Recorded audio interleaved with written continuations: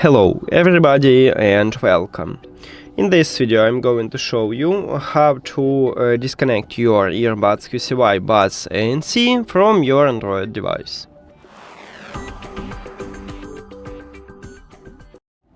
You have to start by open Settings and then go to Connected Devices. Now click the settings icon near to your earbuds. And right here at the right side we have a button Disconnect, and to disconnect your earbuds you need to tap at this button.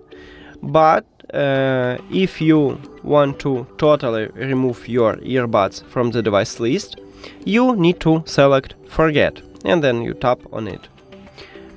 Because disconnect stop Bluetooth connection with your earbuds but leave it at the device list.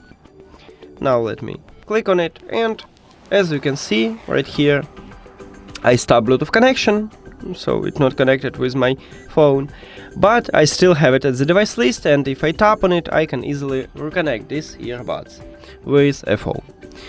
And that's it. Thank you for watching this video. If you found it helpful, please consider subscribing to the channel and leave the like on the video. See you later!